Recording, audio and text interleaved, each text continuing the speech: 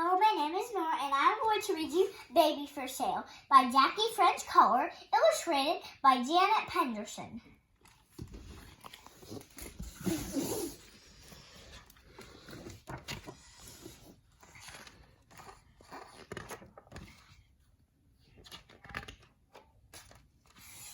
It was the last straw. Peter had never made a fuss about his baby sister Emily, drooling on his toys or ripping his books for over a year. He had put up with her awful smells and very loud yells and the terrible messes she had made with her food. He hadn't even complained when she learned to walk and started following him everywhere, but now she had taken his brand new baseball cap and thrown it in the toilet.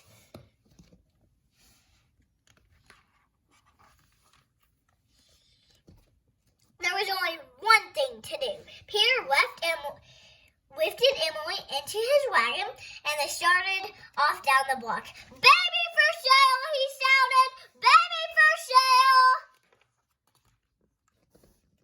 Before long, he came upon Mrs. LaPlante working in her garden. "Would you like to buy a baby?" Peter asked. Mrs. LaPlante sat back on her heels. "Now, why would I want a baby?" she asked. "Her skin is soft like a rose," he said, stroking Emily's cheek with his finger. "And her mouth is..." "Ouch!" Mrs. LaPlante laughed. "I have all the roses I need, thank you," she said, "and mine don't bite." Peter pulled his finger out of Emily's mouth. "No!" he shouted, shaking his finger at her from a safe distance. Emily shook her finger back at him. "You're not cute," said Peter, and off he went once more, shouting, "Baby for sale! Baby for sale!" Next, he came upon Mr. Diaz's shop. Antique shop. Mr.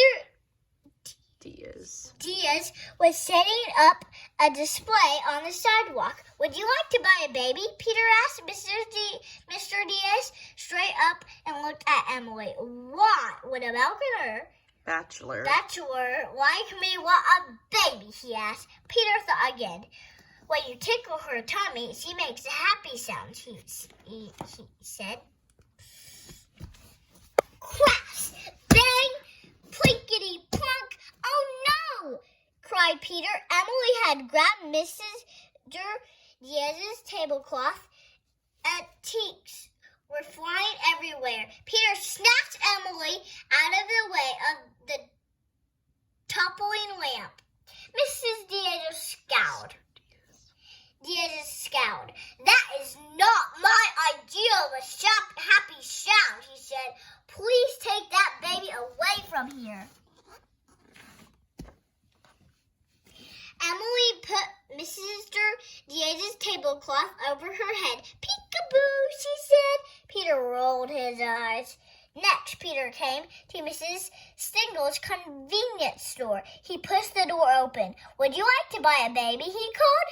Out came Mrs. Stingles. "A baby," she said. "What would I do with a baby?"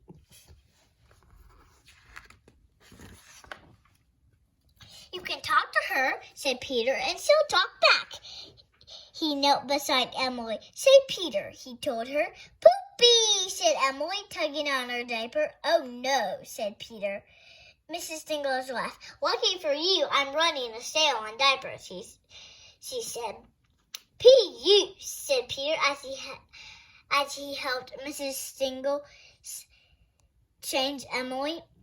"She's still for sale," he said hopefully when they were done. "Sorry," said Mrs. Stingles. "When I want someone to talk to, I think I'll just call a friend." "No more pooping," said Peter as he put Emily back into the wagon. Emily grinned. "No more poopy," she repeated. Peter tried hard not to laugh. "Cut it out," he said.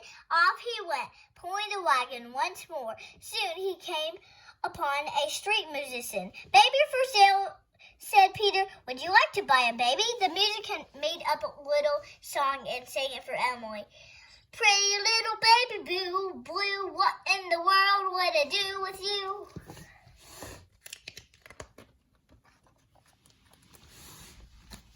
"You could sing for her," said Peter, "and she would clap." He bent down and clapped his hands in front of Emily. "Clap hands," he said. Emily grabbed his nose.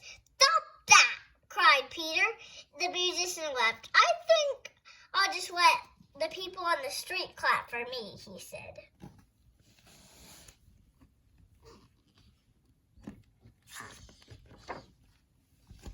"Emily," said Peter, rubbing his nose. "That hurt." Emily giggled and clapped her hands. Peter sighed and shook his head. By the time Peter got to the end of the block, Emily was getting cranky. Mrs. Chang was sitting in one of the rocking chairs on the front porch of the Rose Arbor Inn. Peter pulled the wagon up her front walk. He carried Emily onto the porch and sat down in an empty chair next to Mrs. Chang. "Would you like to buy a baby?" he asked. "Now what in the world would an old woman like me do with a baby?" said Mrs. Chang.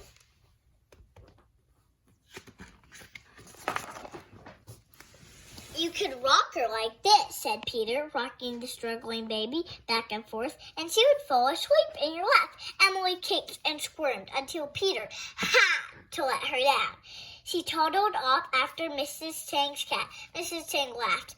"My cat falls asleep in my lap," she said.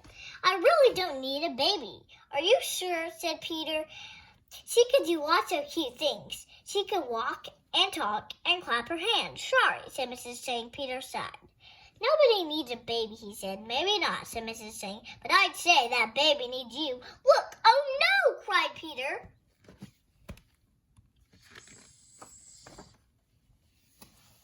Emily had climbed down the steps and was toddling along the walk toward the street, and a car was coming. "Emily!" shouted Peter, but Emily didn't stop. She just giggled and kept right on going.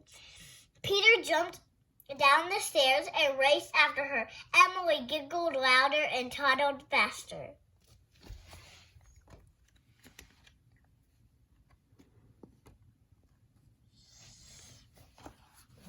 Peter reached her just as she was about to step off the curb.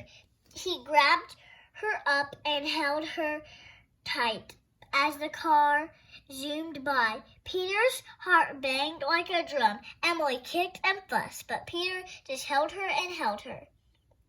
Mrs. Chang came down the walk, pulling the wagon. Peter sat Emily down in it. "Don't you ever run away like that again," he told her. Then he kissed her on the cheek.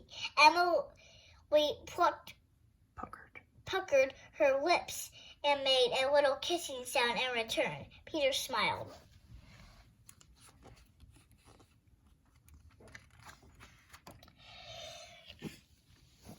"You know what else Emily can do?" Peter said to Mrs. Chang.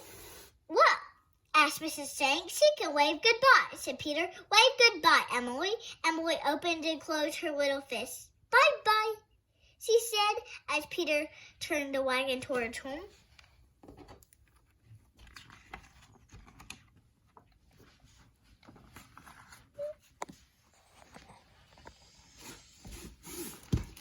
I hope you enjoyed our book, Baby for Sale.